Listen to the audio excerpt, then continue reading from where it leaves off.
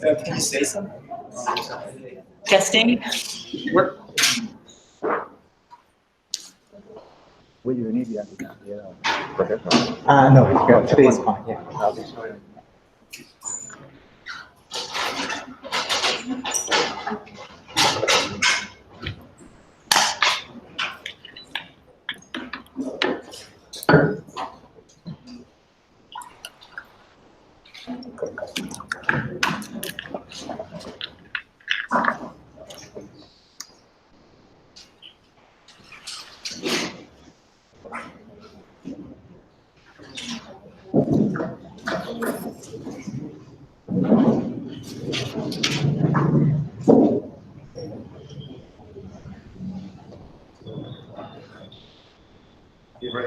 Sure. Bueno, buenos días a todos. Gracias por estar acá. Vamos a dar comienzo entonces formalmente a la escuela propiamente dicha, con los cursos. Tengo el honor de sentarles a Dao Contempo, a Miss Oshi. Dao fue profesor mío hace 25 años en UBC, allá, en Vancouver. Y bueno, vamos a comenzar con el curso esta mañana. Vamos a estar 10:30 de coffee break, un pequeño intervalo. Luego me dedico a otro intervalo. Bueno, espero que disfruten este curso. Puedan sacar mucho provecho. Nada más, ya lo conocen, han visto en la página sus antecedentes y los tópicos que va a publicar, así que lo dejo con él. That's it. Well, I hope your English is a lot better than my Spanish. Because, this is going to be entirely English. Here we go. So first of all, thank you very much, Daniel, Fabio. Sagi and I are really pleased to be here. I've been in Argentina once. We came through about a year and a half ago. We did a course for the FCG. But this is the first time that we've been to La Plata. And we've got a place that's sitting right by the park, so it's a perfect location. And just sort of being able to walk from there to here through this lovely area. It's magnificent building. This place it's a real gem. So it's a real pleasure to be here and to be with you. Spend the week. We're going to talk about inverse theory. But before we do that, I'd just like to thank two people that we've been connected with mostly, Danilo and Fabio. I must admit, Danilo hardly has changed since he was at UBC. He's got that same infectious joint life, but he's now a professor instead of a graduate student, so that's interesting. Move along. And Fabio, we had a very nice conversation with him yesterday, and I really appreciate everything that people have done to get us here. Before I start, I'd like to kind of set the scene. So what we're trying to do here today is a little bit new for us in the sense that we're trying to take material that we traditionally have, but package it up in such a way that not only is it understandable through a set of slides, but even more importantly, generate interactive apps that you can use on the computer to help you learn and to work with things and to ask questions and to get some responses. So that takes a tremendous amount of work. And a lot of the main people who are have contributed are here. The most important one, or real key person, is Sagi, who is sitting right here. Sagi just finished up his PhD with me at UBC and is currently a postdoc fellow at Stanford. And Sagi's been one of the real key people in getting all of the apps organized here and writing. The other person who played a real key role is Lindsay Hagee. So she and Sagi, Rowan Crockett were really the prime developers of an open source package which we call StimPay. All of the codes, all the examples that you're seeing here have been developed through this Python package, which we hope will allow people to solve their problems to compute and get answers to questions that they really would like to have in a much more easy, sort of user-friendly modular package with open source object-oriented coding. Two other people, so by the way, Nancy, she just finished up her PhD with me. She is now a postdoc at Berkeley, working with the Jupyter project. Dominic and Thibault are both finishing graduate students with me. Dominic has been working on sparse form inversions, so you're going to see some results from him. And Thibault has been working on trying to integrate petrophysical properties into geophysical inversion, and you're going to see some of his work. So this is the real strength of the team here. I'll tell you a little bit about myself. Here's the timeline. Goes back, perhaps from your perspective, a little bit of a long way. This is 1975. I just wanted to kind of outline where geophysical inversion has been, at least from my perspective. I did my PhD at Scripps Institute of Oceanography, and my supervisor was Bob Parker, who was a real icon in inversion, and also there at the same time were Reed Gilbert and George Backus. So those three people, Parker, Backus, and Gilbert, I regard as being the real grandfathers of geophysical inversion as I know it, and frankly, as it will be presented by myself, but during the course of this week. To kind of show you where everything was, back in 1975, we could solve an inverse problem, let's say for 1D DC resistivity of negative polarities, and had maybe 50 variables. And that was a challenging problem. I remember, each iteration taking the better part of a meeting on that computer. It was a long time, but eventually. By 1985, we were able to solve the 2D problem. By 1995, up to maybe 100,000 or variables. So 3D magnetic. You see 1D, 2D, 3D. Each time you open up the connection column to work with. By 2005, we were able to solve the 3D frequency and time domain EM problem. And then two big things happened.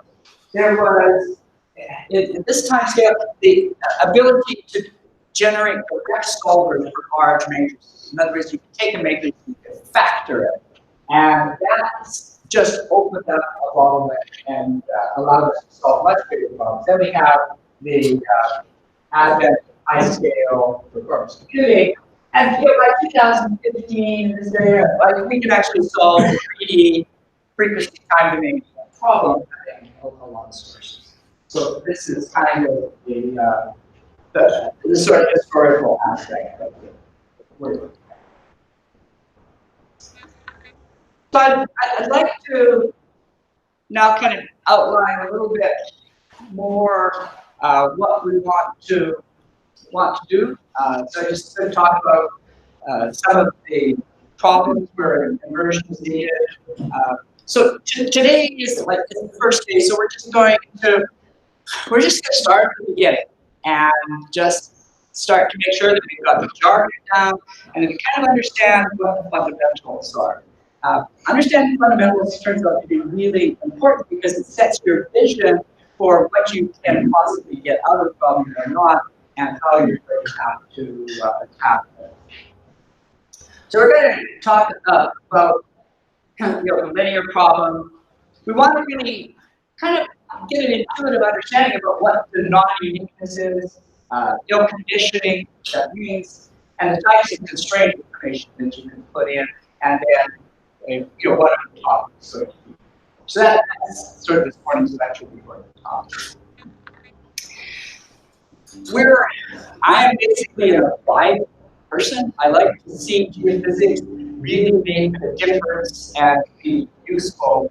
And I just wanted to kind of set the scene here for where geophysics, where inversion can really play a role, and actually where it's required that it be. So first of all, there's finding resources. So it might be mineral exploration. So you have some of that definitely in Argentina, and similarly hydrocarbons, geothermal energy, groundwater. All of these are really huge problems for almost all countries worldwide. And then natural hazards, volcanoes, earthquakes, tsunamis. But geotechnical problems, building tunnels in through mountains. Have to worry about slope stability. I'm not sure that's a super issue here in Argentina. But if you ever have a mine, then safety issues, in particular water, are really important. And then there's always environmental issues which are coming up more and more: water contamination, saltwater intrusion, unexploded ordnance. Areas in 50 years. And then there's underground storage. We got carbon sequestration, when you want to store water down at some depth. And then there's handling, disposing stuff that really is, you just don't know what to do with industrial waste disposal, radioactive waste disposal. So all of these are problems, right? And the thing that they have in common is that each one of them somehow, at some stage, requires that you're able to somehow see into the earth without being accepted.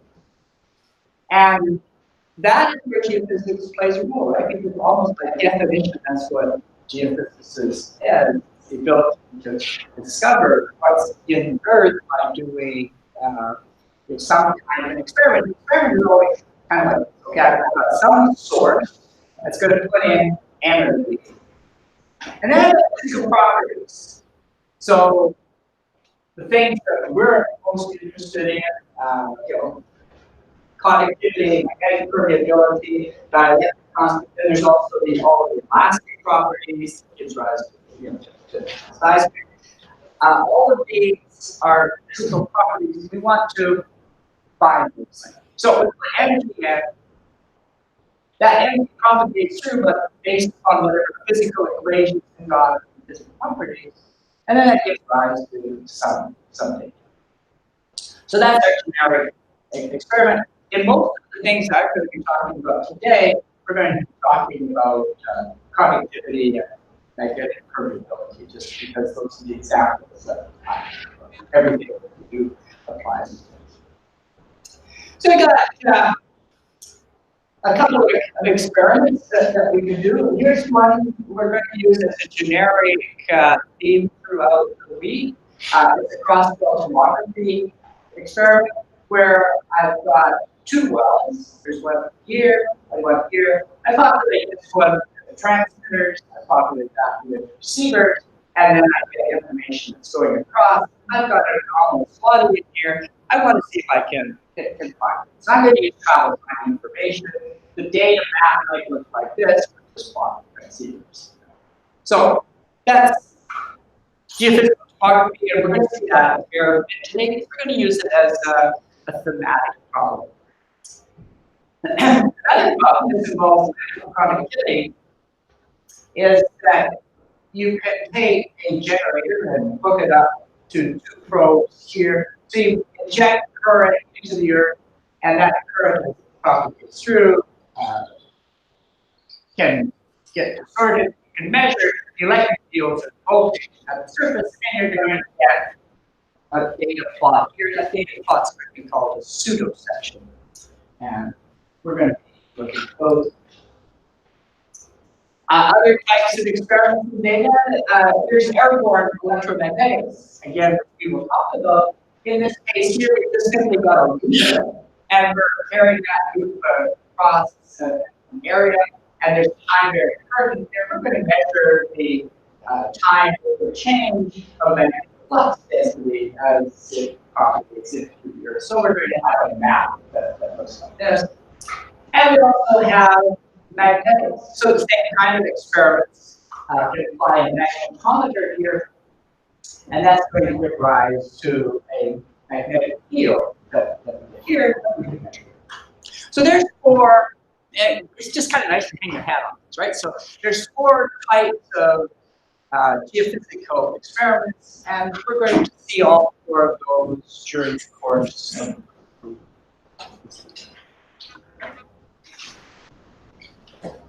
So now we come to the thing that we're really interested in, and that is the whole process of divergence. So we've got our survey over here, and then that information goes propagates through the Earth, and then we measure some data that looks like this.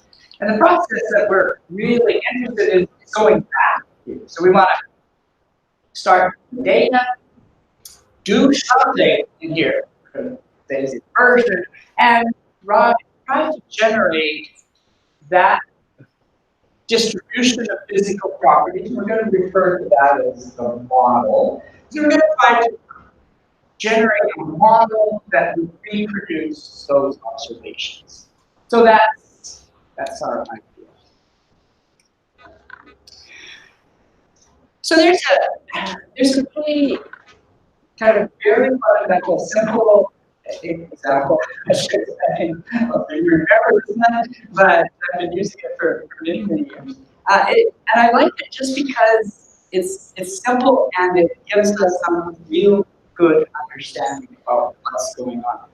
And so it's a seismic refraction problem in its easiest form. So let's suppose that we've got an Earth that is just a one-dimensional Earth, and we've got a velocity structure that, let's suppose, continually increases with depth. Have a shot, so we've got explosive source, and then the energy travels in these ray paths out long. At each point here, each receiver point, we could measure what the fluctuations of the ground velocity are. We measure a seismogram that might look like this. So at location here, we've got seismogram starts sometime T1, and it's got some collision. At receiver 2, it looks like that. The end receiver looks like that. So our data for this particular experiment is just going to be, okay, when does this arrive? When does it arrive? So the farther we go out here, the more delay that there's going to be for the data to come in. And yeah, so we can pick those times. And here's our travel time data set. So we've got offset on this section, we've got time up here. So at each of these receivers, we've got an arrival time, and maybe there's some error that's involved in doing that. And so those are our data. So the inverse problem is, well, given these data, TJ, and some estimate of the uncertainties, that turns out to be very important, and the ability to do a forward modeling, then what is the model or velocity structure that really produced the data? So that's what we want. What was the Earth that actually generated the data? So here's going to set a little bit of the jargon. So what have we got here? We've got our source, we've got physical properties, and we've got the data. So the Earth model is going to be characterized by physical properties. The experiment has got transmitters, receivers, and geometry. And with the physics, we know how energy propagates into history. So those are the essential things that we've got to know. And we're going to define here what's called the forward problem. So that if we're given some particular model here, then the forward simulation then says, okay, here's what the data would be from that particular model. So the forward operator then requires that we know all of the things, that we know physical properties, we know all of the things of the survey and physics. So this little map here, this region on here, we're going to be consistent. We're going to call that model space. And this region over here is data space. And M is just any element in here, and P is any element here. And the forward mapping, we could just simply write like this. It's some operator F, operator M gives D. So that's the forward problem. So if we look at model space is, and in fact, this is true in virtually all of physics. The things that we're looking for are really functions. They are something that's defined everywhere in that space, and they have an infinite number of degrees of freedom, or an infinite number of coefficients of Taylor expansion to represent that exactly. But we could. So we could think about a model as being a function, or we could discretize it, which is generally what we'll do to calculate solutions. And in that case, now my model is a vector. So, or a vector discrete number. So we can think of our model as either being a function or as some discrete. Now, the thing about this is that really they're both vectors, but one's in the function space and one's in the Euclidean space. But the thing that's important about that is that we can have, because these are vector spaces, we've got the whole concept of dot products that we can work with. We've got projections, and we've got angles. So those are things that are, and we can define lengths. So we got a vector space, we define the norm. So all of those things are really play a crucial role in understanding this problem. So our data space is really the following. It's sort of a set of elements here. Maybe there's n of them. For each data, we could write like this. So the J data is the forward operator, and we'll subscript to J operating on M. And so that gives us an element of data space that's also a vector, and now it is a Euclidean vector of n numbers, and that is how we would represent it. So these mappings that we just had here, they can take a variety of forms. Right now, they're just symbolic. And there's two general categories of these things. There's something called a linear mapping, and there's a non-linear mapping. So for whatever your algebra you had, the definition of a linear mapping is the following. Suppose I've got two elements of model space, let's say F and G. And let's suppose I have two coefficients, an alpha and a beta. And if I do a forward modeling on this summation map, if that comes out, if I can write that as alpha times this beta, it's linearly superpositional, then we can say that this is a linear, that F is a linear mapping. If I can't do that, then it's not a linear, it's a non-linear mapping. So that's a real bifurcation in how we want to go. Now we're first going to start with linear mappings and linear functions. And if I have, here's a particular example, we're going to use this one a lot, that my data is going to be this integral, really is now an inner product of a kernel function, my J kernel function, times my model kernel. So that's going to give rise to my data. So that's a nice generic form of way of writing the data. And there's a whole bunch of, I don't know, examples that you probably have come across that fall into this category. There's the Biot-Savart law, for instance. So you write the magnetic field is this kind of an integral. J is a current density that is living in 3 dimensions. And then I do this integral, then I can get back to that data. So in this case, the model element is just this three-dimensional vector. One that probably everybody is familiar with is the convolution algorithm. So I can think about this also being a mathematics where the data is going to be interplotting some response function with another source function. And in that case, our model is not just given like this. The example I'm going to use to illustrate this with the course is this RMS velocity. Now I'm writing this thing as squared, so the velocity I was talking about previously, that's just like an interval velocity.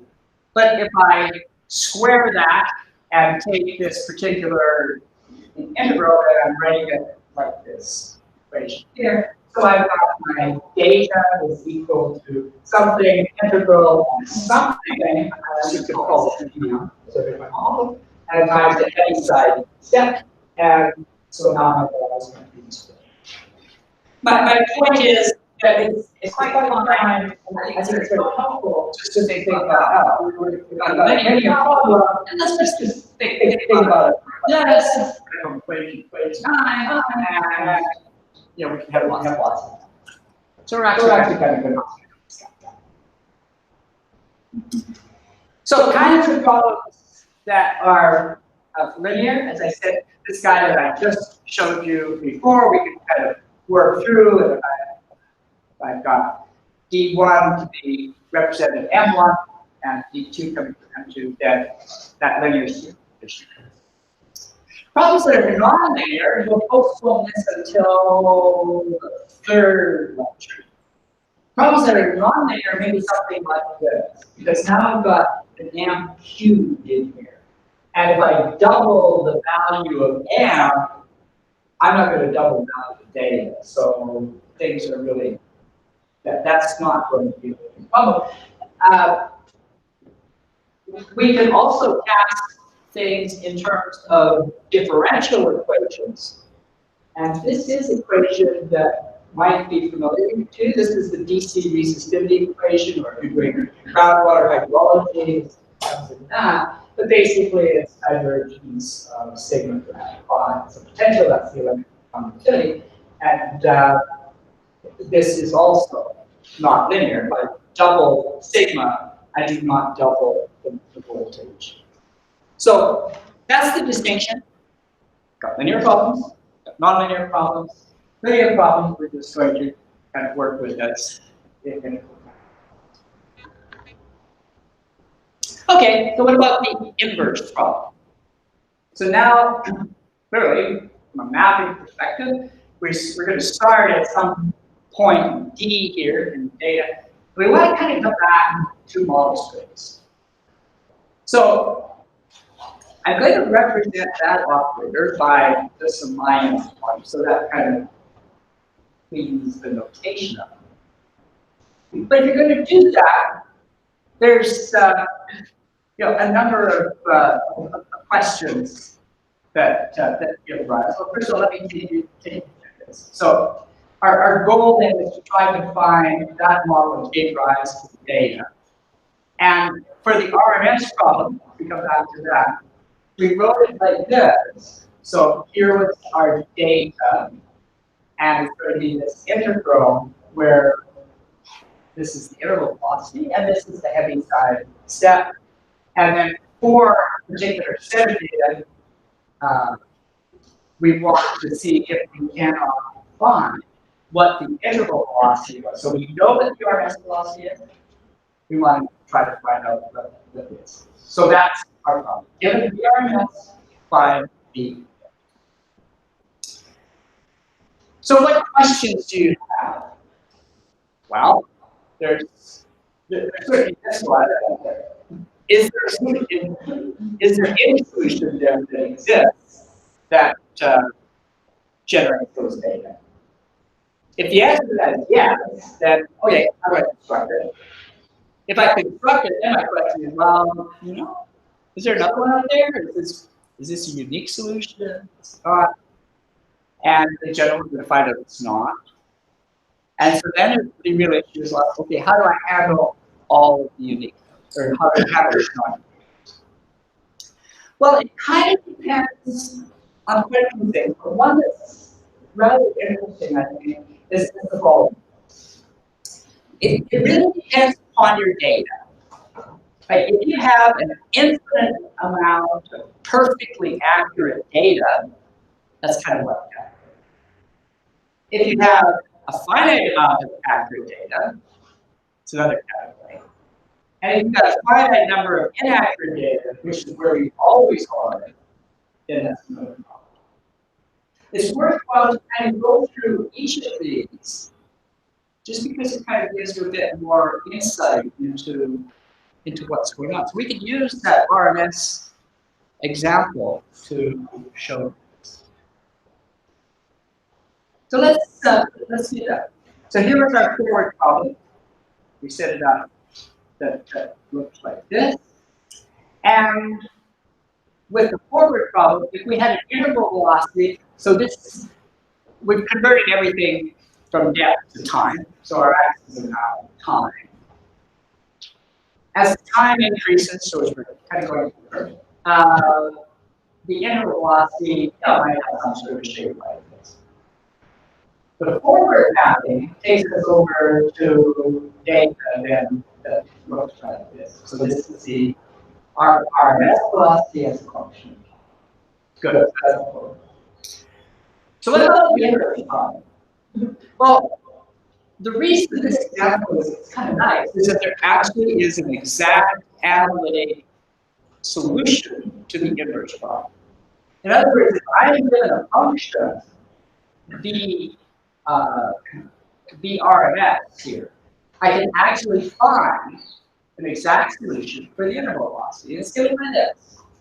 So the interval velocity is the RMS into this particular expression here, 1 plus 2. There's a t here, and there's a b, and that's a prime. So that is a derivative. It's a first derivative with respect to time divided by RMS. So what do we see from here? So first of all, there's an analytic solution, but a determinant has got a t and something with a derivative. In other words, if as I'm going out in reaching here higher values of t, you can see that whatever this curve is actually going to be big because it's farther t, and it's also going to be multiplied with whatever variation I've got in that function. So what we're seeing here is that the average solution shows you that at late times, small changes in the data RMS are going to be amplified, and that's going to really cause large changes in If we also, there's another thing that comes about in here, and I think this is general for virtually all of the physics problems, and that is that the forward model, which is here, is smooth. So each data is the integral, sort of the average of that interval velocity from time 0 to t. So that's where the heavy side goes. And so each data is the average value of the velocity model up to some time t. And now if I increase to go to later time, it's still the average of everything up to that time. And so you can see that the forward modeling is something that's really kind of smoothing the function. So if the forward model kind of smooths, then the inverse problem must roughen. Somehow you got to go back and forth. So if one operator is smoothing, the other operator has to kind of undo that smoothing, has to make it rougher. So that is the sort of inherent thing that really comes from virtually all geophysics problems, because eventually we put energy into the Earth, and we're going to end up with data that depends upon many different locations of what's going on. And so we're somehow smoothing, the information is kind of being smoothed from what the true is. So that's an important thing to know here. So we do have an analytic solution, but forward model smooth, inverse problem has to. So now what happens with a finite number of accurate data? Okay, so now we've got the same thing. We just know the data at a few particular points in here, right?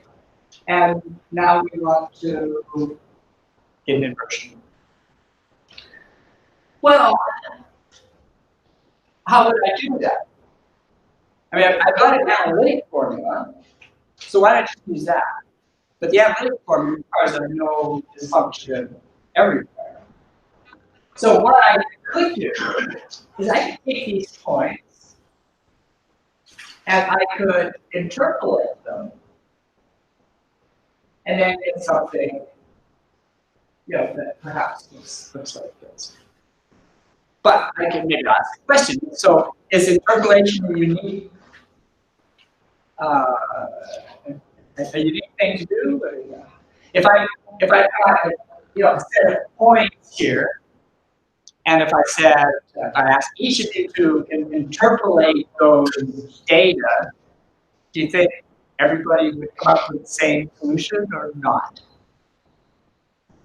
No. So I'm sure your name is? My name is Julia. Julia?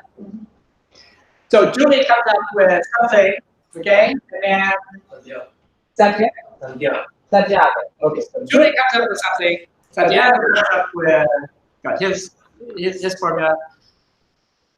Might be the same, but probably not. So that's the point here, right? We've got a number of elements. We're going to try to interpolate that. We could use straight line elements or whatever. But each time we do that, now we kind of complete this. So we now have a function. And now that means we take the derivative of that function. And then now we've got an analytic solution. So we're good to go. But what that does, it shows you that as I'm going back here from the point, my data point, back to the model space, there's actually a bit of a region there, right? So it could be here. So this is an important point. Even with accurate data, completely, absolutely accurate data, you have non-uniqueness.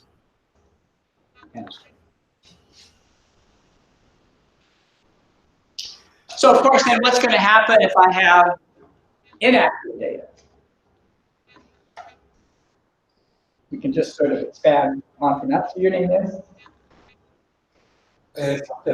Ooh, okay. So Sebastian.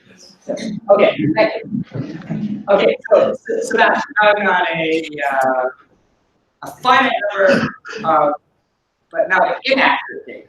So how does that complicate the problem? How does that build on what Julia just said? So now, besides the different methods that we are each applying, we have also the errors on the data to adapt. So there will be more solutions, right? Right. So we can think about. So what we did before is we took a bunch of accurate points and we just interpolated them. Okay, good. And then we found out, well, different interpolations give us different. But now, because you've got errors in the data, you don't even know what the data are, right? So now, okay, let's put them over here, and now we can interpolate and do that.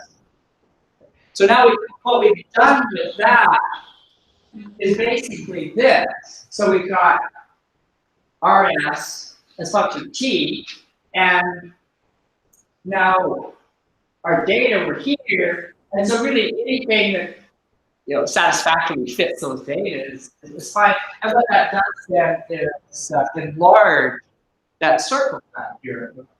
So there's an infinite number of ways of interpolating set data, and then you don't even know which data you are, then that just increases. So here's kind of a way of visualizing that non-uniqueness.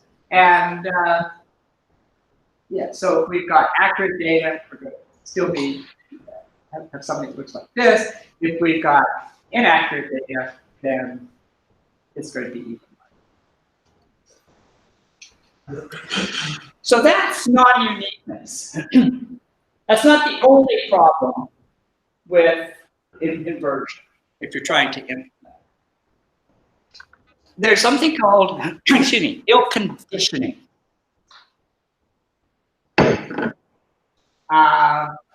It's kind of, get rid of it. If I asked you to explain to me or give me a definition for what ill conditioning was, or if you have some idea, anybody offer a suggestion like ill conditioned? What does that mean? It means that you could offer very finite number or infinite number of solutions for the same problem. No, that's actually non-uniqueness. That's non-uniqueness. Okay? Ill conditioned. Small perturbations in the model space carries large differences in the data space. That's right.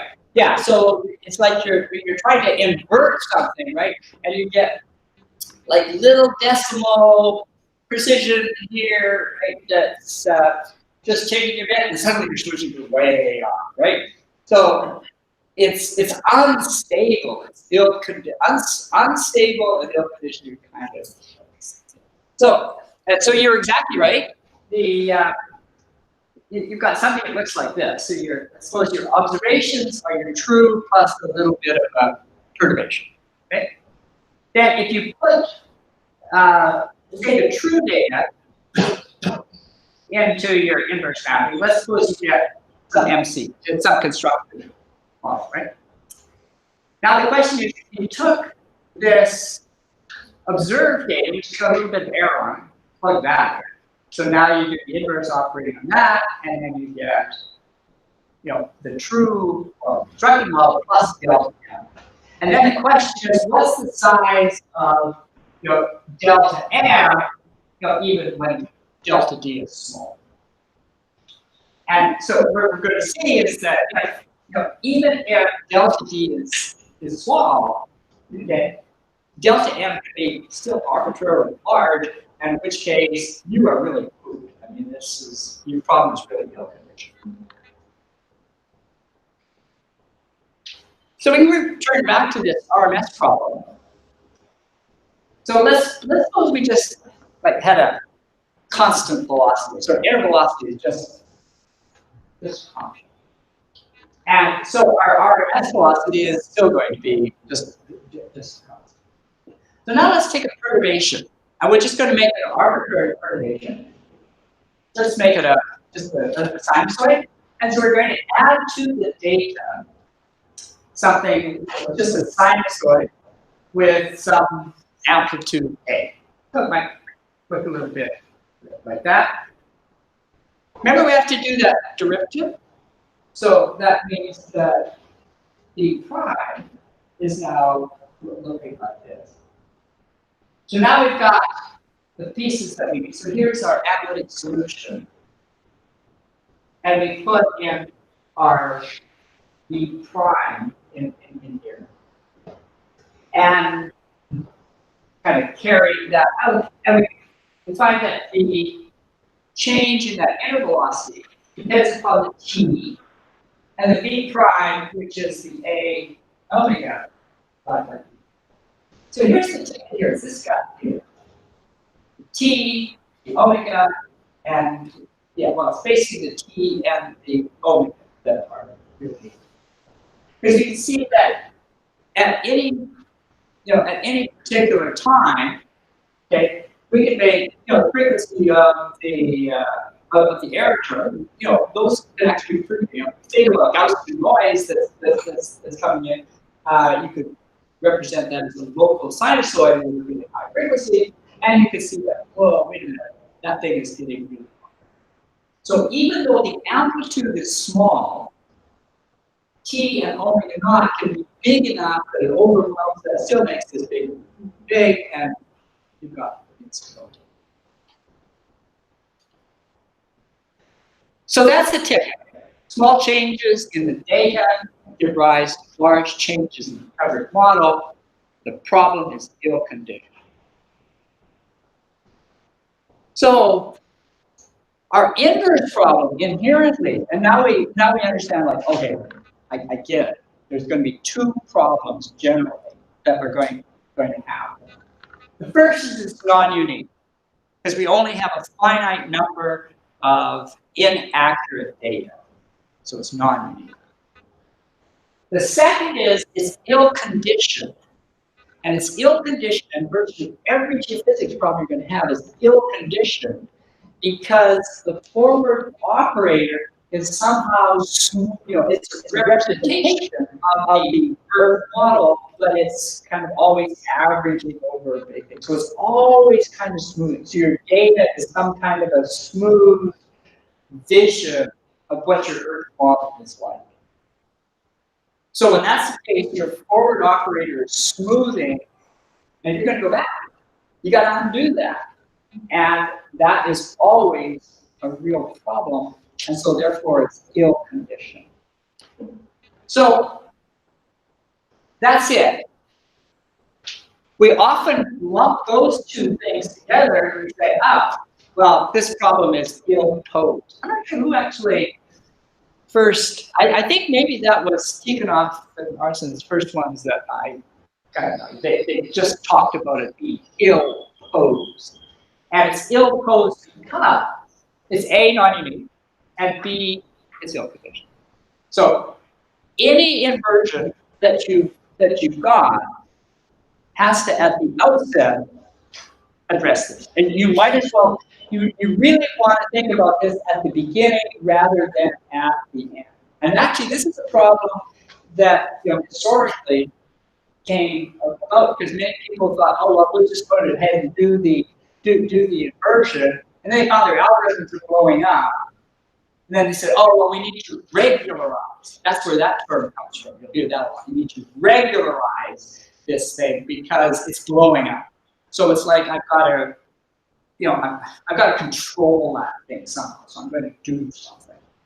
So that kind of took people off on, oh, I need to solve the inverse problem with some kind of regularization. So generally, you took a matrix, added something to the diagonal, and that stabilized the problem, but it didn't solve things. That was not quite the right way to get it.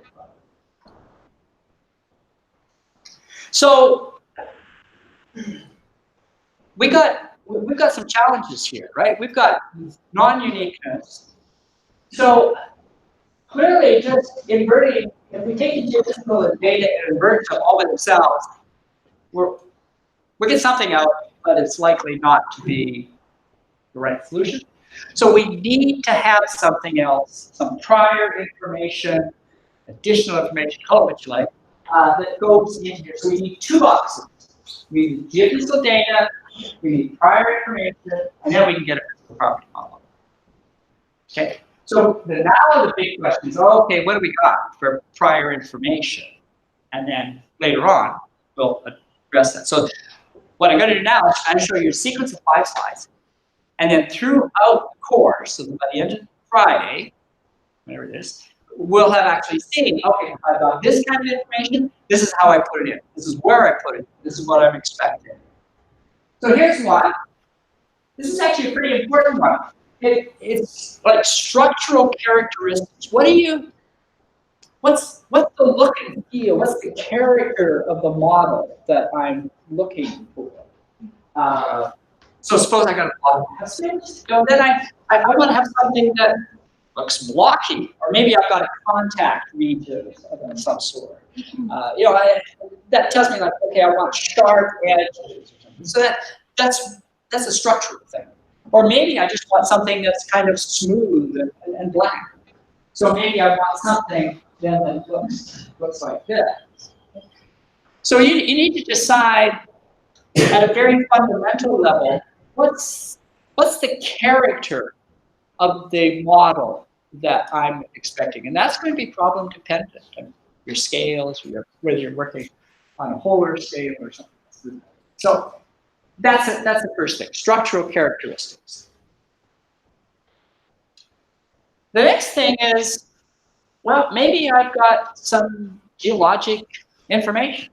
So suppose that I've got, let's suppose a 1D Earth, and I somehow spot a single drill hole. So I could log that drill hole. Now I got two things I could get out of that. I could actually get the geologic log, okay, in which case it would tell me that, okay, this region up here is rock unit 1, and this region down here is rock unit 2, okay. So that's some information. I could put that in. If I knew, yeah, that there should be a boundary at some location, I could put that in. I might actually be able to log that hole with some geophysical instrument and find out, oh, electrical resistivity is 100 ohm meters here and 1,000 ohm meters down there. So that's more information. So this kind of thing provides a couple things. One, it provides perhaps information about structure. Like if you didn't know anything about it before, and then you drilled a drill hole, and you found like, okay, well, it's just sort of a constant up here. This is kind of Goldberg stuff, and then bang, I'm into basement. Then it's like, okay, well, I don't expect that there should be, let's say, a sharp discontinuity between my overburden and my base. But I'm going to look for that kind of a model. I'm not going to look for something that's sort of smeared. I want something there. So geologic constraints.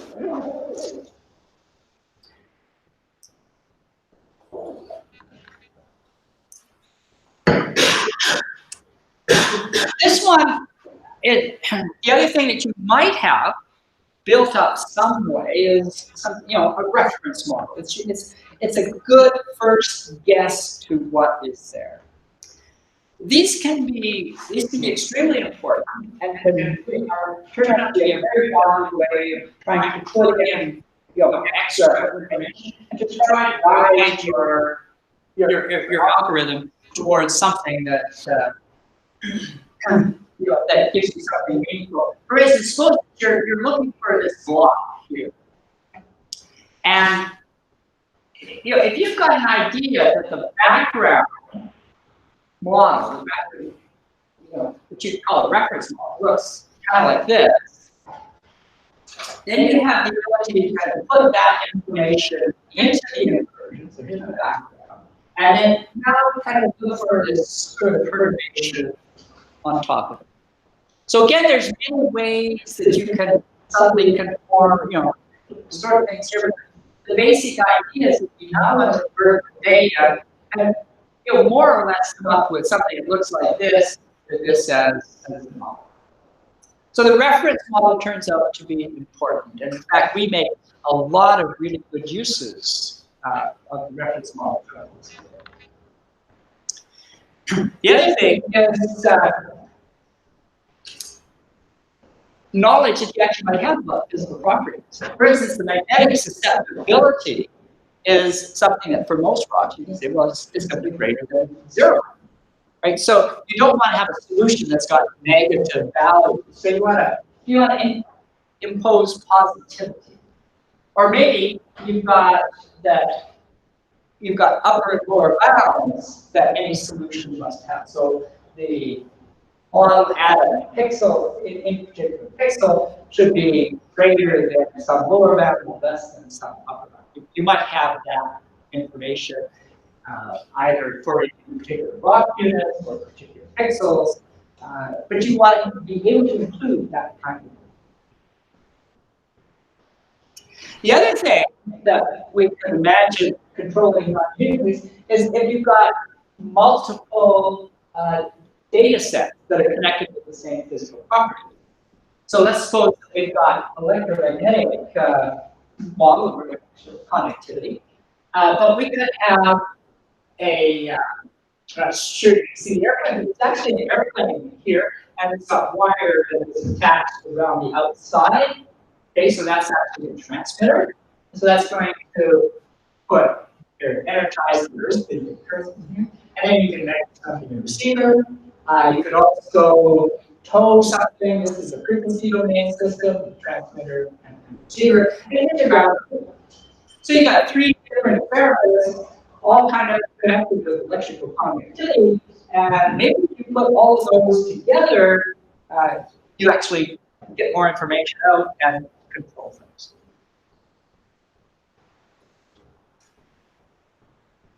Then sometimes you've got multiple data sets from different physical properties. So for instance, we might have an EM data set, right, and a magnetic data set. And so now there's, okay, well, how do those things, I've been trying to use something connecting connectivity with susceptibility, possibility turns out not to be very useful. Okay. But the other thing is like structural cases. Like I would say that okay, one of these is varying polymers too. That different clock unit has different susceptibility and so that's another way that you can try to kind of control the.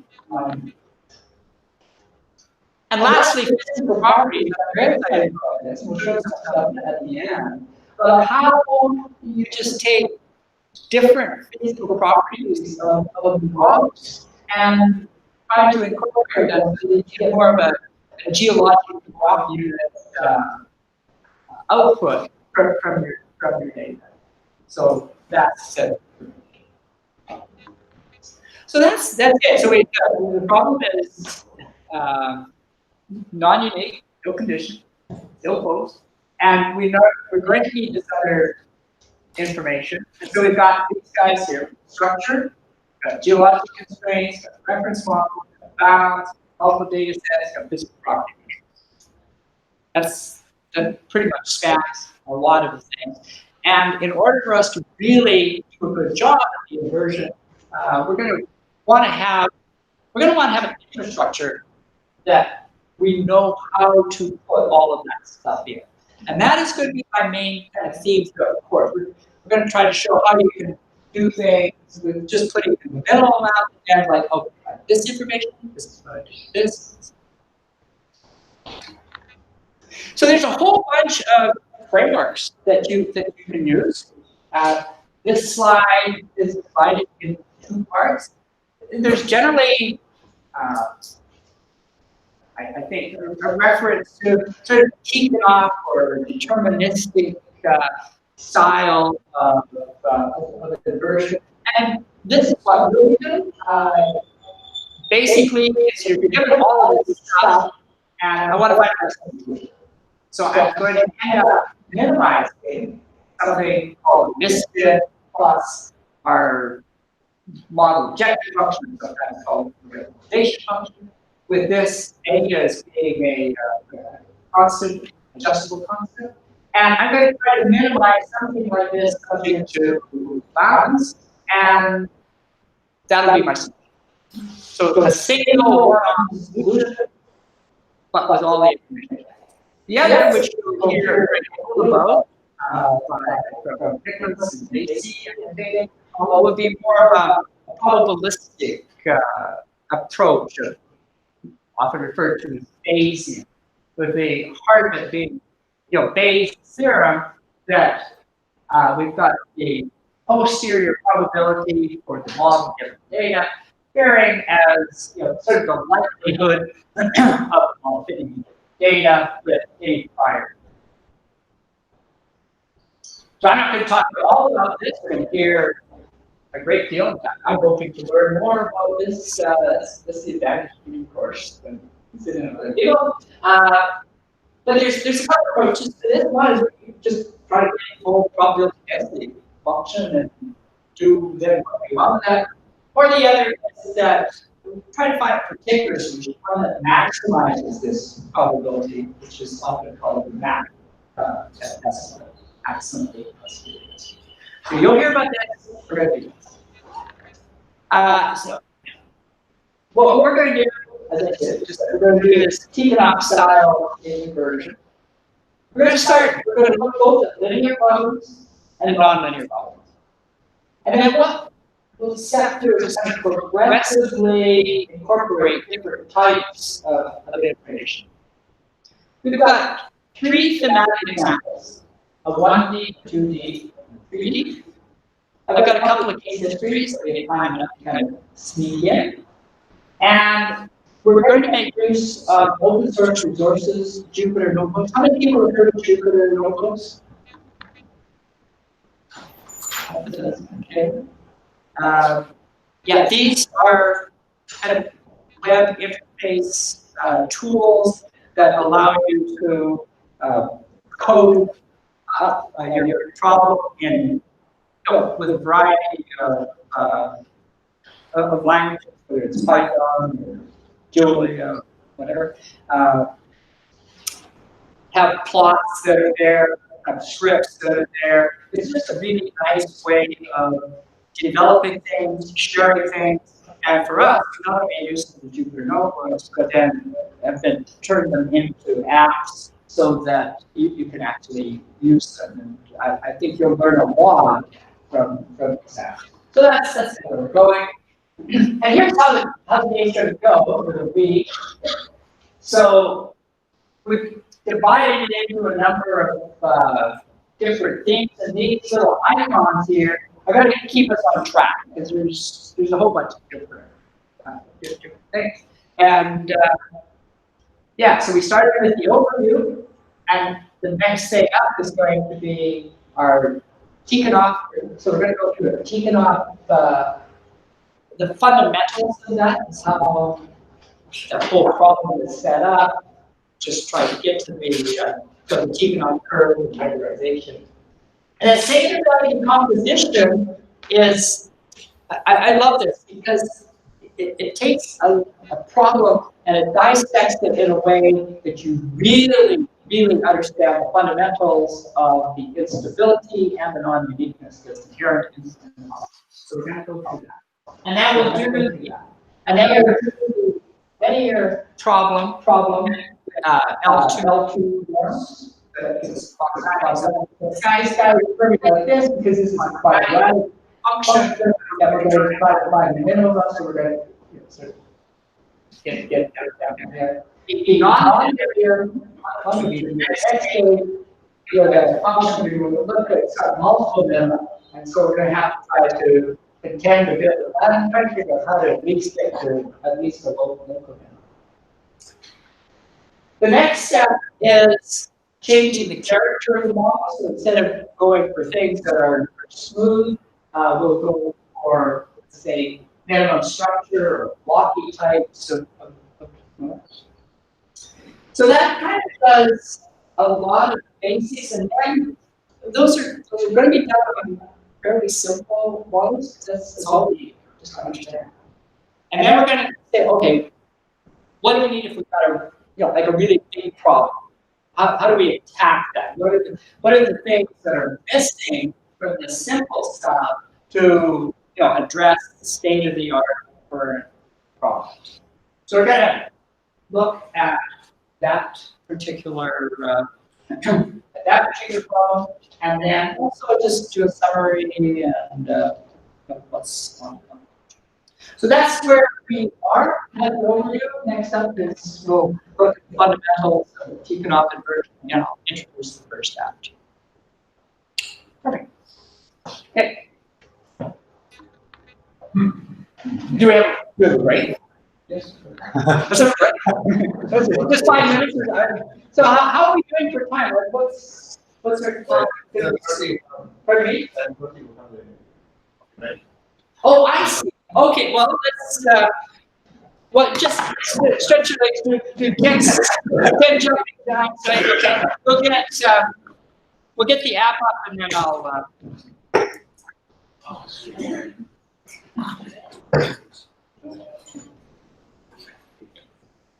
Okay,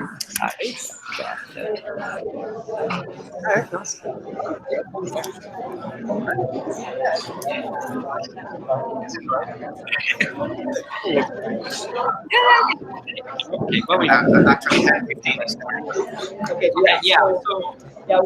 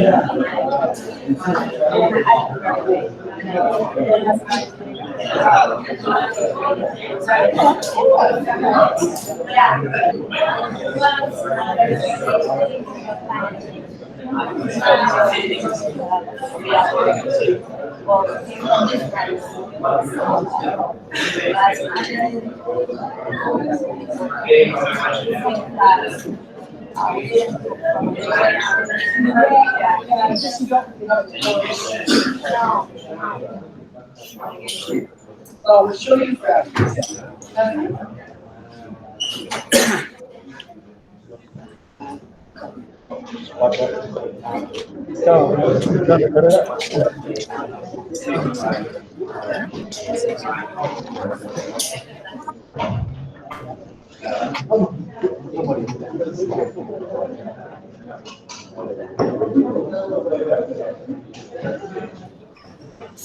So we've sort of set up the base levels for inversion. We've got a little bit of jargon done, and we kind of decided that we're going to do this thing called Tikhonov inversion, which is deterministic inversion. So what I want to do now is to kind of take you through the basic elements of that, and we'll do a simple, very simple linear problem. And then there'll be an app that I'll try to demonstrate, and you can also download that app.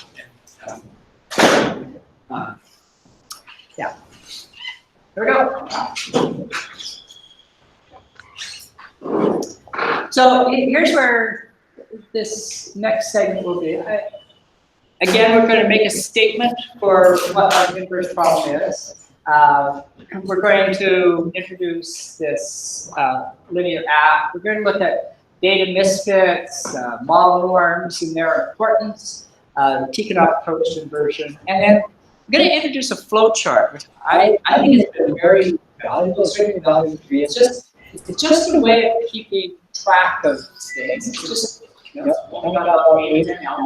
but it's the right things in the right order, and if you're going to do an inversion, you kind of need to have that bit of structure. So it'll be something. So here's our formal statement of our inverse problem. So given observations, uncertainties for each one. So each data has its own uncertainty and the ability to do this forward mapping.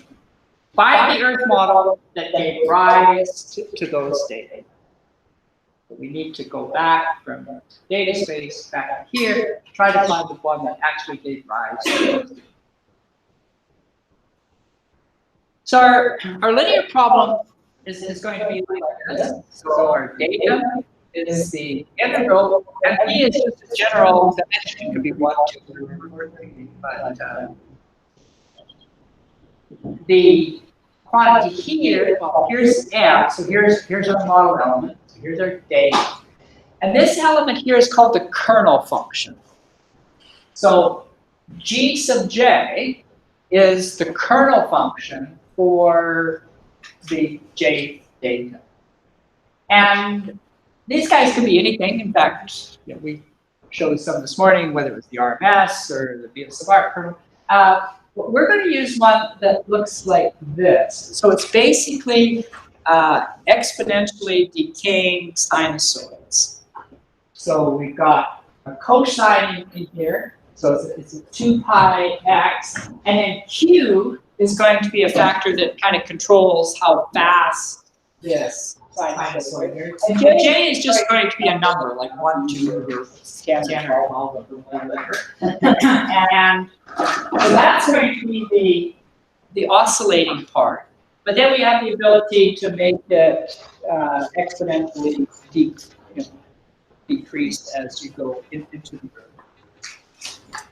We're going to introduce something that looks like this. In fact, when you open up the app, the default parameters are something that, so here's X, so this is our domain. And we've got a boxcar here, and we've got a Gaussian. So we've got something with sharp edges, we've got something that is smooth, and that's our model.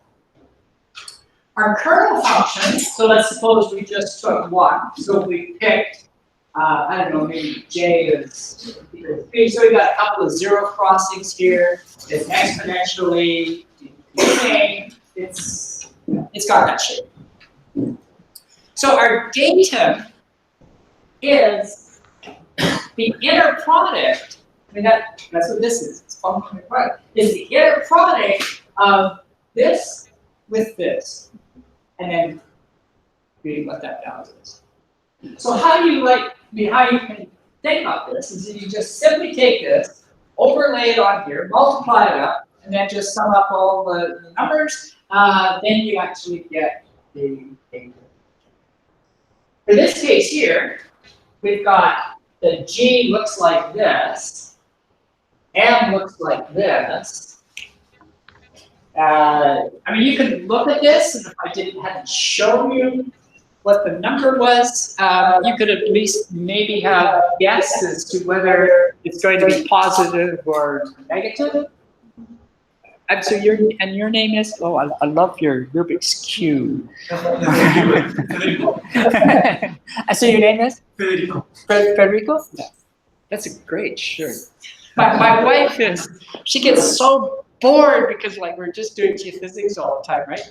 And she's the least kind of game playing person that I know of. But she's got this state of absolute boredom, so she's brought a Rubik's Cube with her, and she's also constantly on the internet trying to figure out how to do this, and it's just really occupying her time.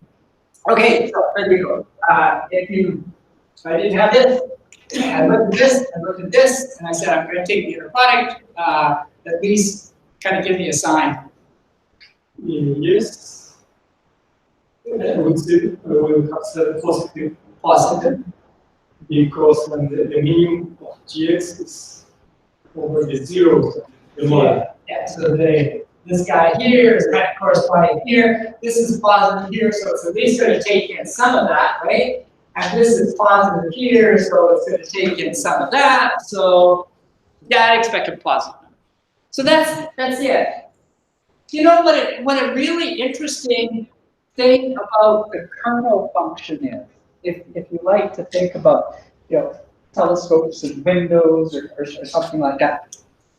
Each kernel is kind of a way of, it provides a window onto what the Earth structure is that you're really looking for, right? Because it's that inner product. You can kind of think of this as being, okay, that's my window for this particular data, and that's the average of my data. So each data is some kind of an average of the Earth. In this case, it happens to be this crazy average here, right? So but that's how to think about the data for a linear problem. Each data is some kind of average of the model with that averaging function, if you like, being this curve.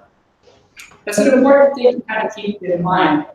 And in fact, Backus and Gilbert in some very famous papers many years ago kind of had that concept and came up with the whole idea of Backus-Gilbert averages.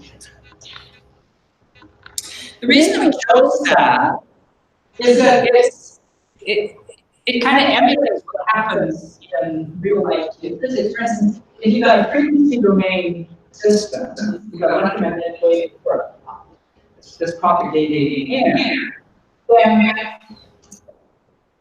the way it propagates So that at high frequency, you get something maybe that looks like this or attenuates completely. At lower frequencies, it's still attenuating, but it propagates.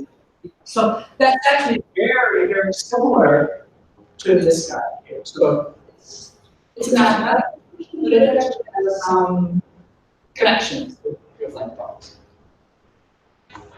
So how do we do that? Well, first of all, we take this and generally want to discretize it. So we're going to divide the Earth into a number of layers, and each of those layers has got its own specific value of this physical property.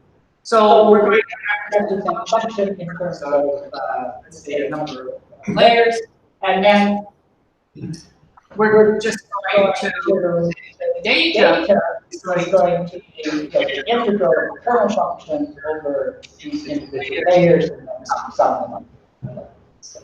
And in fact, one could get, there's various ways of kind of doing this. One could just use basically a breakpoint rule and just compute I, etc. to these layers.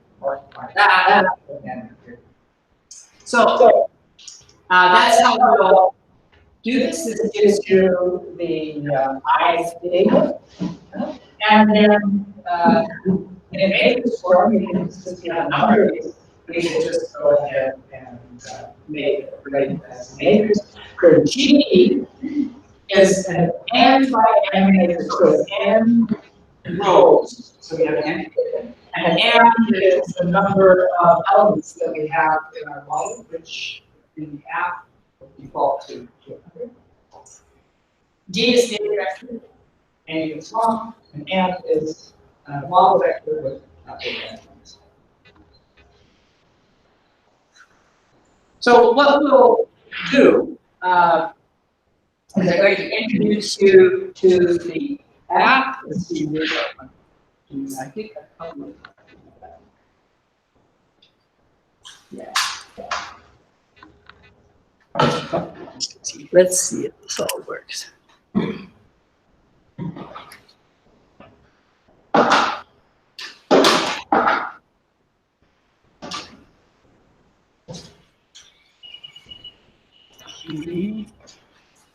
Whoops, where did it go? So it's the other one. Sorry?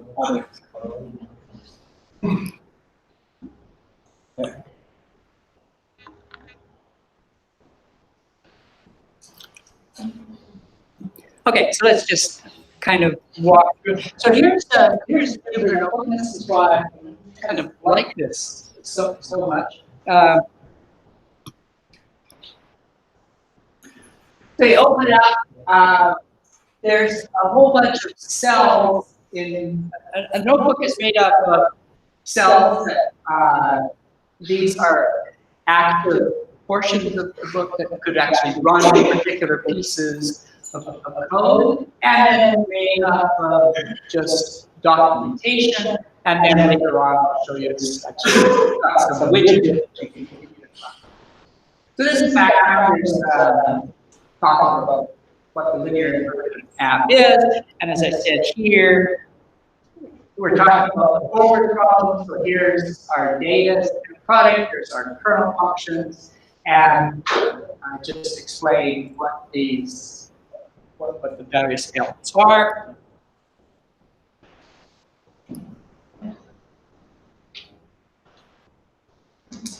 So we discretize those kernels. So each row of this matrix G, remember there's n rows, and each row is just a kind of discretization of the kernel function on that particular cell. And so now we've got this set of n bunch system, and we could multiply those together with our observations, G and n plus. So let's just experiment a little bit with that, and just kind of give you a sense about how that is working. So first of all, the parameter that you have is the number of data that we want. the number of cells that we've got. So number of data by default is set to 20. Number of cells is 100. P is that controls the exponential, so that tells how fast it's going to decay. And Q tells something about the rate of oscillation. So let's just do something that's really simple. Let's just do 2 and whoopsie.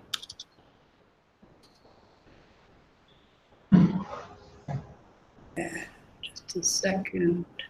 And oh, actually, let me do. So Jn is the counter, so let's do 5, and let's just do n.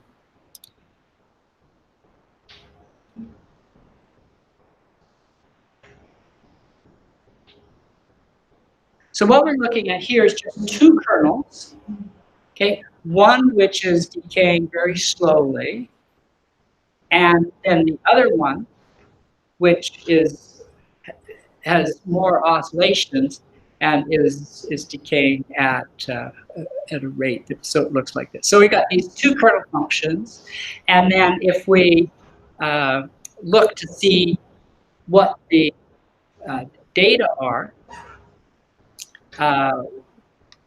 they will be the sort of product of these kernel functions with whatever model we have. So what else do we need here? So let's just, oh, by the way, there's up at the top to run this. There's something, you can press a run button here and then do a run all, and that will restart everything so you get all of the default values back. So with our default mechanism here, so here's the kernels. There's limits on the axis for how you can control what things are plotted, and then there's something called the singular values. You don't know about these yet. We'll do them when we talk about SPD. But these are basically the sort of description of the sort of the eigenvalue structure of the matrix G. We'll do that in more detail later. So here's our kernel functions, and now we want to generate a model from which to sample. So the capabilities that we have here at this point are to generate something then that looks like a boxcar, and then something that looks like the Gaussian. So the default parameters look like this, and we can do a number of things to alter this. So for instance, we could change what the background level is here. So currently it's at 0, but if I put this up like this, then we've shifted everything up by 1, so that changes the background. Perhaps the more interesting thing is the capability of putting on your model elements here. So let's suppose the boxcar. So you have an amplitude, which you can change, make it smaller or larger. We've got a center, so we can move it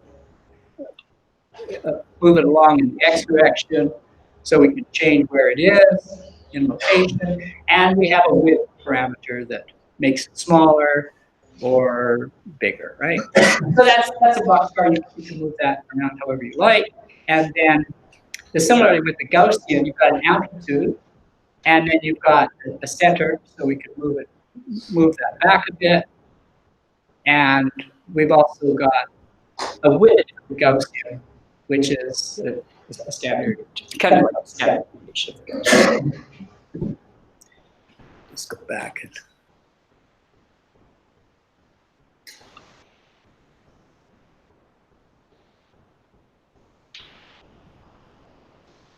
okay, so that gives us our model. We have the capability of right now we're just plotting the model, but we could plot kernel functions. So they look like that, and there's the model, and then now we could do the inner product of these two things and get the data. Okay, so for each data here, so this data here is the inner product of this with this. So you can see it's going to be a largest positive thing. That's positive. And then as we go down through the more oscillatory current functions, then you end up with data. So those are the true data, and then we're going to, in order to simulate, field data, we're going to add some noise to that. So we can do that. Our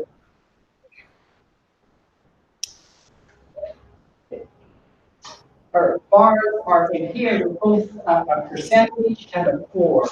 We're going to talk a fair bit about uncertainties in data because they play such an important role. But in practice, when you're faced with data, it's pretty difficult to figure out, exactly what the statistics of that noise is. And it depends upon the kind of problem you have, but for many cases, if you just kind of go through with the assumption that, okay, the noise is going to be Gaussian, and for standard deviation, maybe a certain percentage of the data and a baseline floor, it works surprisingly well in a lot of cases. And then you can adjust those, relative to others. That is the reason that we put these two in. So you're going to add Gaussian noise to the standard deviation of 5% of your data. So you take your data from absolute value, multiply it by 0.05, and that gives you your standard deviation, and you use that in that number there. And so if we add 5% and 4, there's a button down here called Add Noise, and so we can, let me make it more so that you can see it.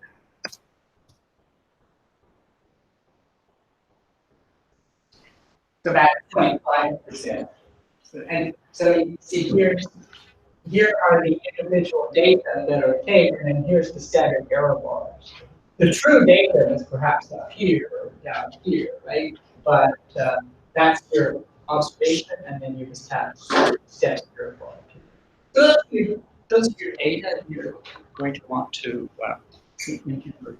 So that sets up the forward problem, and now we're going. The next task is to try to do the inversion. Let me see it.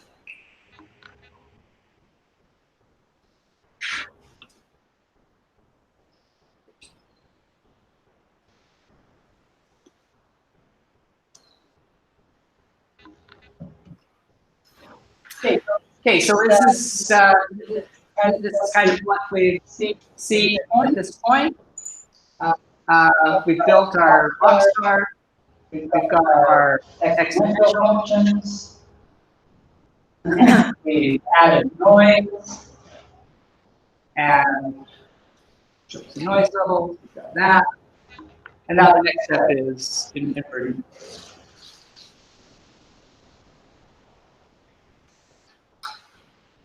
So here's our inverse problem. We want to come back to the base phase, back to the time phase, and find some mechanism for doing that. So let's first of all think about kind of what we might want to do. So first of all, we've got our forward volume. Here's our data with 2 data noise, and here's the measure. We have to decide what kind of measure we want to use for misfit. And you're going to have to contend with this for each problem. We're going to stick at this point the Gaussian statistics, effectively least squares. And so we use a misfit measure, phi as just standard L2 norm difference between observed and predicted divided by the estimated standard deviation. This is a very good quantity because this number now becomes like a statistical random variable that's Gaussian with unit standard deviation. So it's a chi-squared statistic with n degrees of freedom, and it has an expected value of n. So when we're trying to fit the data, we don't want to fit the data necessarily exactly. We just kind of want to try to fit it to some reasonable amount. If we fit the data as well as we can, we're actually going to, well, first of all, let me take this. So this is perhaps where people were, many years ago. They were just concentrating on the fit to the data. So the idea is that you take your observed data, right, and then you've got the inversion, it's got some parameters, and gives you some predicted data, and then you compare those, right, and if your misfit is less than a certain amount, you accepted it. If it was not, you modify things and you try to go get it. So it was a procedure that was just based on misfit. And now I'll show you what happens.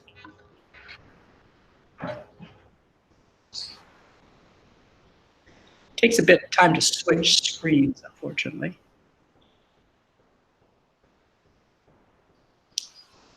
Okay, so let's go back to our standard of 5%.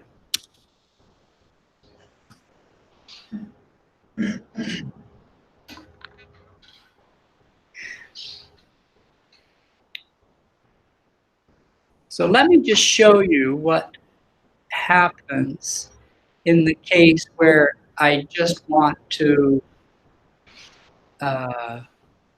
fit to something that is really small.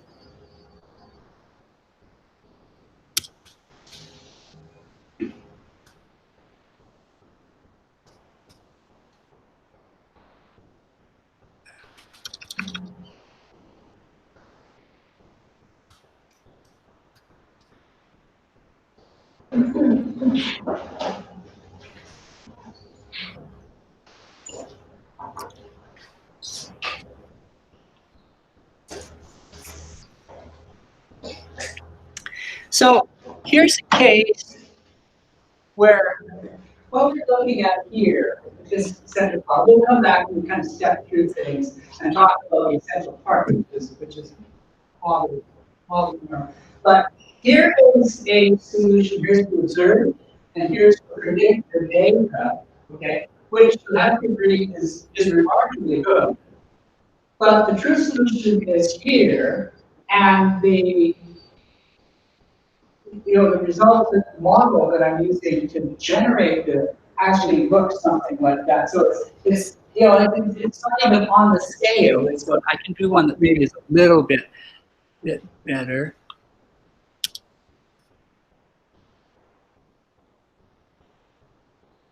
Didn't do much, just a sec.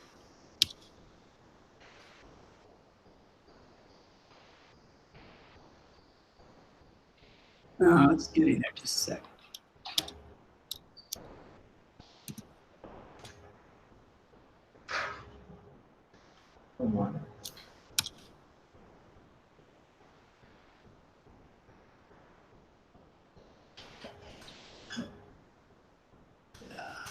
Problem with running these things.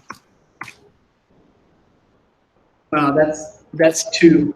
Here's the case where I misfit a lot. So I've got normalized misfitter. If I plotted my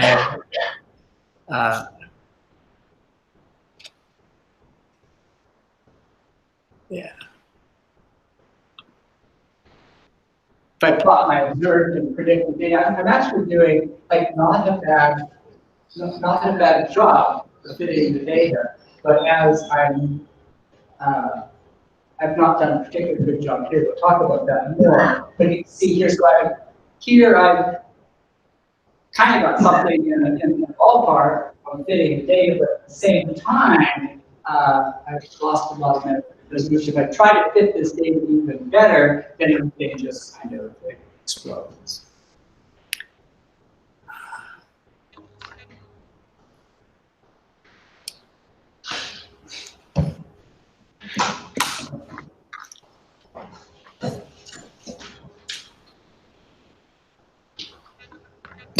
Okay, so let's kind of step through then what we need to do. So if we just are concerned with fitting the data, then we're going to do ourselves out of the water. So let's kind of take the situation that we're at. We have this 120 data. So we've got an undetermined problem.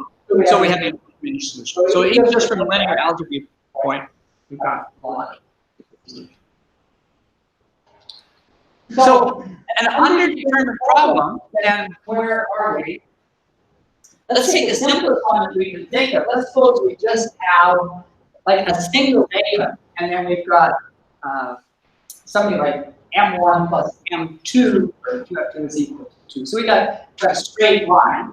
And then if I'm going to ask you, like, okay, what's the solution to this problem? What can you answer? Straight line. Well, it could be any point on here, right? So this is the solution, that's the solution, that's the solution, that's the solution.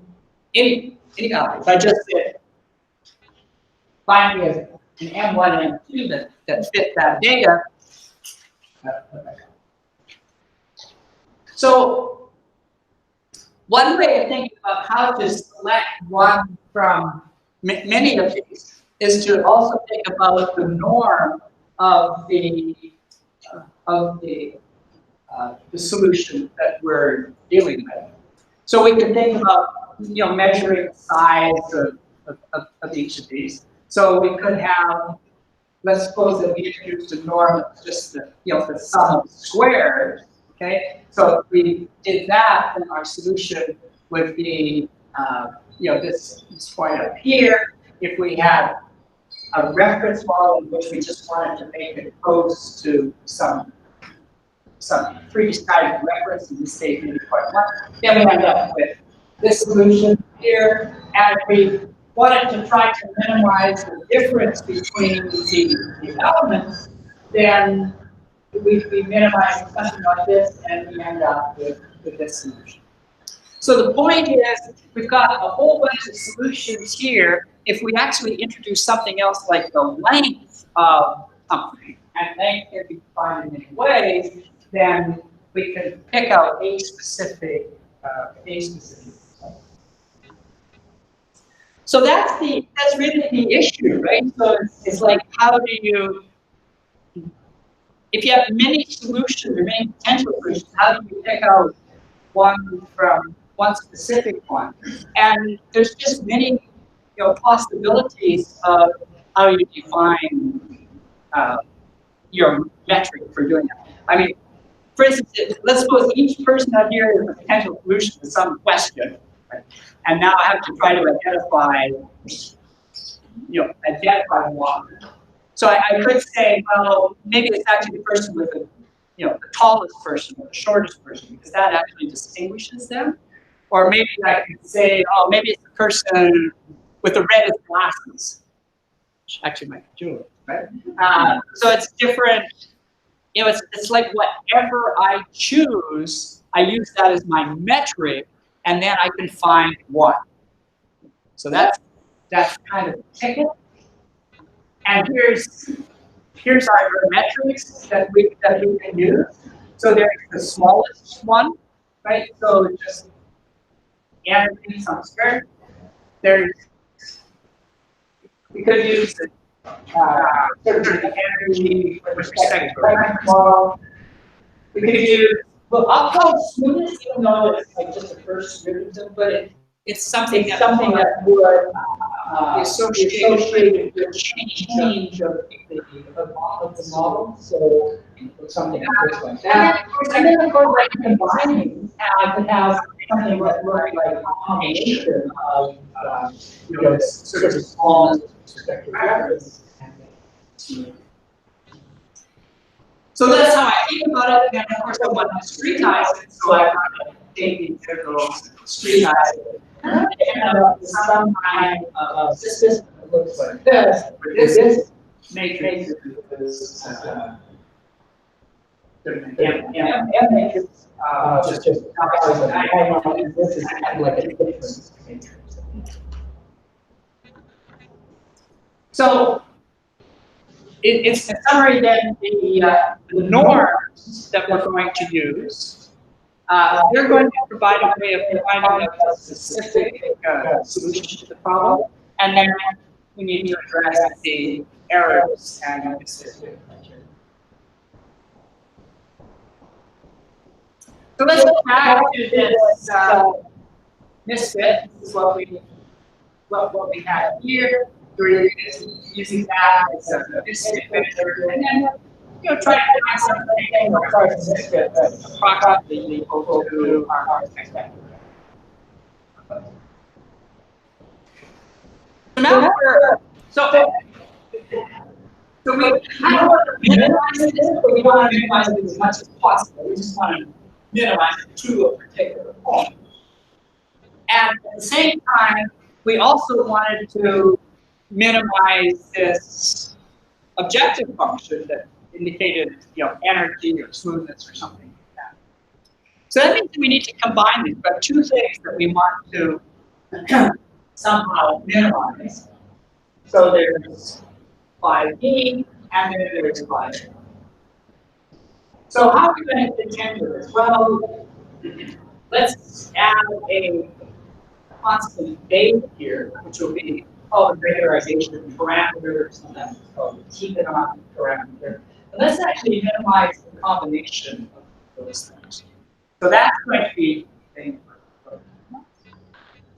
and the ticket is going to be then the role of this beta function. Okay, so what we've got here, so we got data misfit here. We really want to make that small, right? But we've also got model objective function, and we want to make that small. And these things, as we'll see, are going to be antagonistic. So we're going to try to find a compromise here. So we're going to take some of this and some of this, and then we're going to try to minimize that joint function and then tailor that so that it does what we want.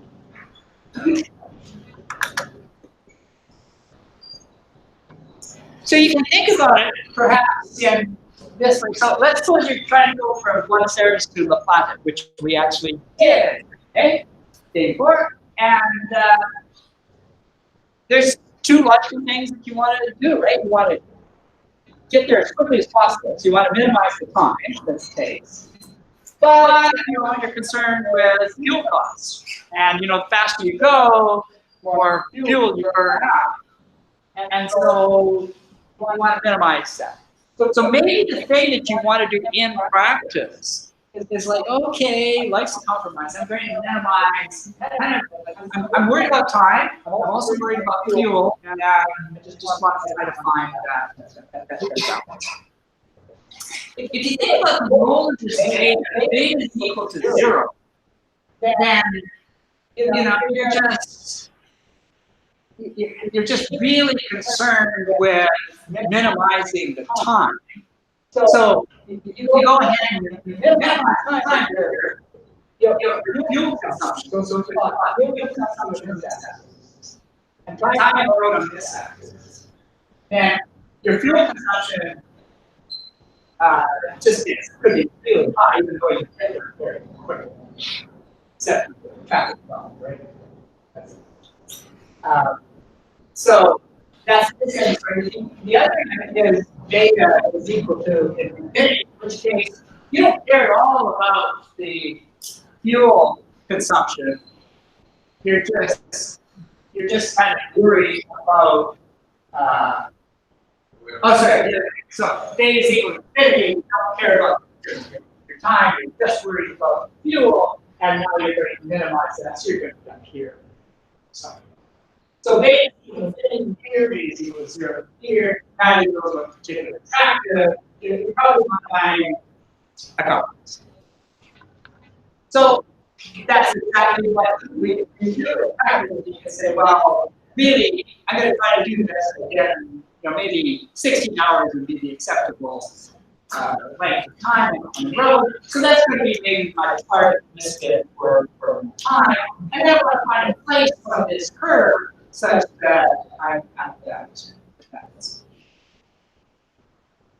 So now when we come back to this Tikhonov problem and sort of which beta to use, one thing that we do have a handle on, so we're going to plot the misfit on this axis and the model vector function on this axis. Okay? And so beta, so when beta is equal to infinity, then we're just going to be, kind of concentrated on here, and when beta is equal to 0, we're just going to be worried about here. So beta is equal to 0, again here, here, and we're going to try to find someplace else, maybe that the misfit is equal to approximately something.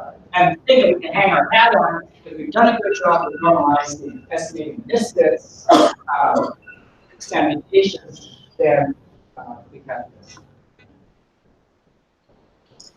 So I think I can now go, yeah.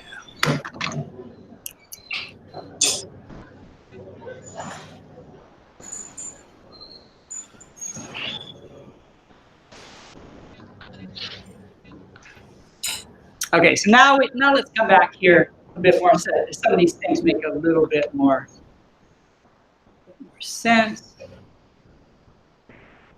So here's our app. There's a couple of buttons up here. There's first a run button and then an explore button. So the idea is if you're going to change anything in here, just click the explore button and make whatever changes you want, and then click the run, and it will carry it over and go back and to click explore and just interrogate. This we've already run things, and here's what happens. So when I'm doing the inverse problem, I still have to assign a certain uncertainty data, right? So the data we're generating is uncertain. I might know what that is. I'm going to have to assign uncertainty to the data, and we'll use percentage and the floor value. So that's our method. Actually, let me go and rerun, just make sure because I did change a few things.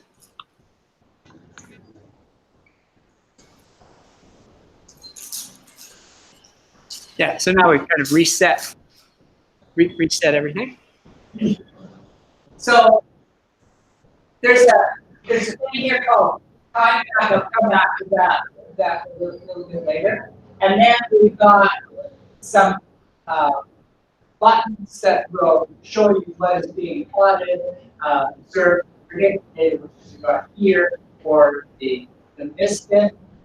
How this program is working is that since we don't know the values of data, we're going to solve the problem with just a range of betas. So small to large, and in this case, this is 10 to the minus 3, and this is 10 to the 6. So there's like 9 orders of magnitude of data that we're looking at. Okay? And then it's going to, we're going to say that, okay, you can have 81 values, so it's going to be 81 logarithmically spaced values that we're going to solve the problem. That's for solving 81 times. And then these coefficients up here are the coefficients for the smallest model and also for the flat. So we're just trying to worry about basically the integral of m squared. So the energy of the model is just alpha. And then we've got options for looking to see how things work as we change data. And then here's our different plotting skills. We can use linear or log, and then we plot this bit for data. So what we're going to see out here is a panel that has, first of all, a true model in blue, and then here's the counter model that we obtained. Here's the data, so that's the observed and predicted. And if I had gone to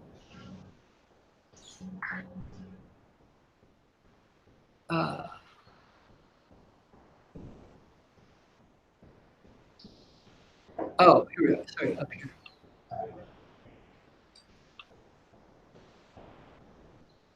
So I've gone to normalize this bit by doing this. Then what we're seeing here is the misfit divided by standard deviation. So we said those should be Gaussian numbers, standard deviation 1. And you can see that that's kind of sensibly it. Most of these are between plus and minus 1 standard deviation. So that's not so bad. And in the Artina curve, here you plot it in both a linear or in a log scale. And a log scale of T-naught curve actually kind of looks like this. So this is phi d and phi m. And at some point here, we're actually equal to what our expected value is. It'll come out if I plot it in a linear form. It's things happen really too quickly. So here's that kind of curve, but it's happening right here. So it's best to plot it in a logarithmic form. Anyway, so that's our T-naught curve, and then here is the solution that I get out. So that's not bad, right? So we've got a box chart here, but we just got these smooth kernel functions, and once we end up with a solution that kind of looks like this here. So some estimate of what functions and then some. Okay, so it's not bad. Let me show you now what happens as we change beta. So now I'm going to click the Explore button. And let's see. Oops. And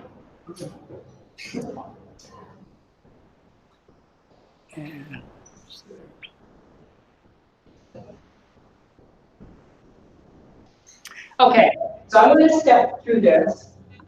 So what we're seeing here is what's happening at variance iterations. Remember, we had 81 of these beta values to solve things at. And as I go through here, I'm going to progressively look at the predicted data as well as two curves.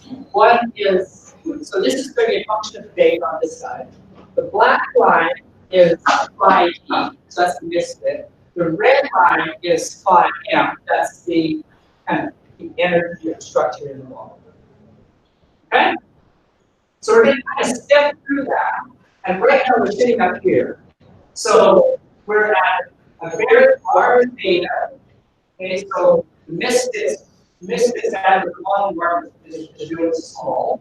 And you can see yeah, misfits are highly active. So let's just explore that a bit more.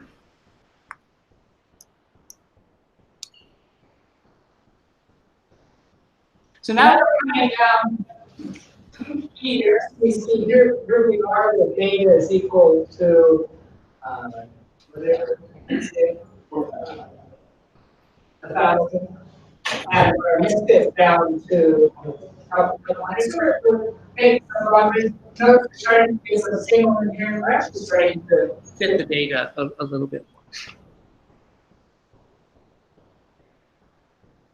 But down here, my misfit is 40. By the way, there were 20 data here, so the expected value is something in the order of See? I mean, this is your point for the kind of here. You see, I'm starting to fit the data, and I'm starting to kind of get energy back in here. So we're fitting data better, and we're doing better. So kind of like, good job, right? So now we'll keep going down. Oops, it's a bit too far. So even though we're sort of at this value of the data we're now really starting to fit things pretty nice. So there's a misfit to the data, and here's our recovery. What I now want to show you is kind of what happens as we make data smaller. So now we're just worried about fitting the data. And so if I bring it in here, so now my misfit is 3.4, okay, which is much smaller than what I initially thought. So my model hasn't kind of completely screwed up. So they concentrated this at 3.4. If I now and look, so I'm concentrating on 3.4 and what the model looks like. Now I'm going to drive this thing harder to fit the data better. So now my misfit's 3.3. So 3.3. And now we kind of lost the decimal, but it's like a little bit less than 3.3. But now look at the structure that's being built up. All because you're really starting to kind of fit that noise. And now, as I just drive it a little bit more, increasing the misfit just a bit, you can just see what happens. That instability, you just ending up with garbage. There you go. It's just garbage because you're just hitting the noise. So the important takeaway points here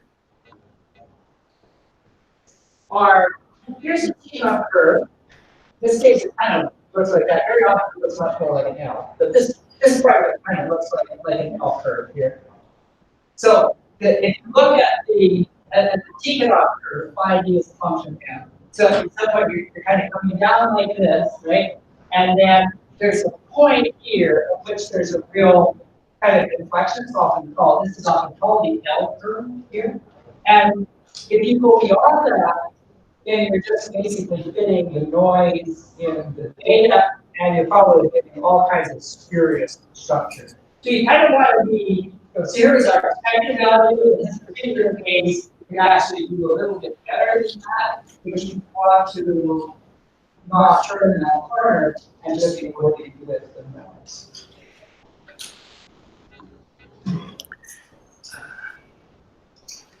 So I think we can just about sum up here.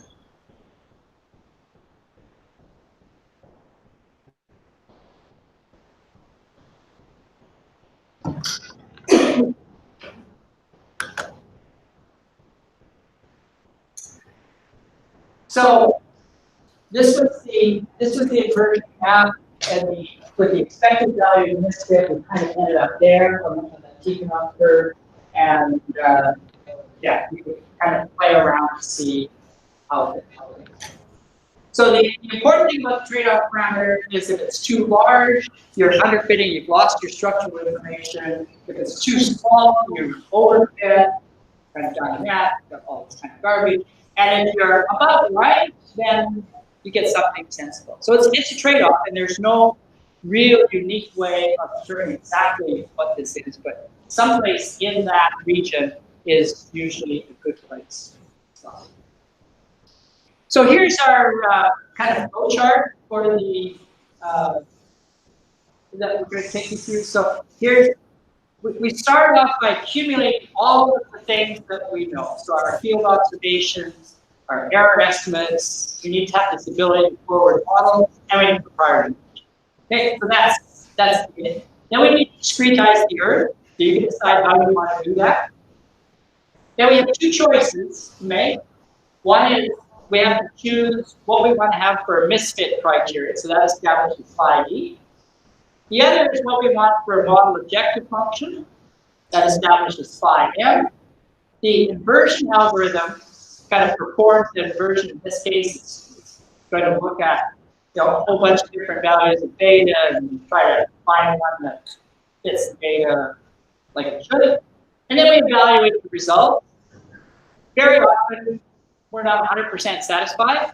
And so we might go back and iterate. We might change the standard deviations of the data. We might change the objective function. We might do all this. But that's basically the flow chart. And at the end of the day, you get out a preferred model or so that's basically the summary. We've got a data misfit. We've got a model objective function that is usually the composite of something that looks like this and something that penalizes the structure. And we solve that with our optimization. So here's yeah, that's basically what we decided to do this morning. We ended up finishing up with the flow chart, keep you on track. You have a homework problem. It's not a very big one, but you'll be interested in it. So it's as accessing the app. So there's a link here that you can access the app, actually a whole bunch of apps that are available on GeoSci Labs. And you'll get a page, index page that looks like this. You scroll down until you have that inversion. And the inversion, you've got linear inversion app here. So you can click on here. That's the guy that you want to use. That's what I brought up. And here's your work assignment. And that is, so you download the app, run it in a default mode. The default has got 5% for error, data errors, 5% plus 0.02. Okay. What I want you to do is to keep the error percent, well, to keep the floor at whatever it was. Actually, It's 0.02. I think it was. Yeah, that should have been 0.02. So keep the floor at 0.02 and change the percentage to 0. So all you're doing is just changing the data errors. That's it. Okay. But then repeat the process. Go through the inversion and just try to find that value of beta.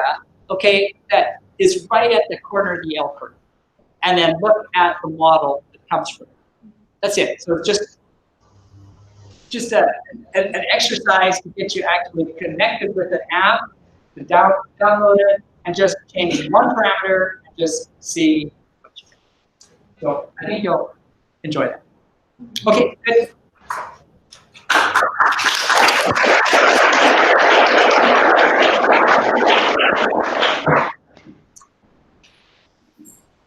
So our plan is copy.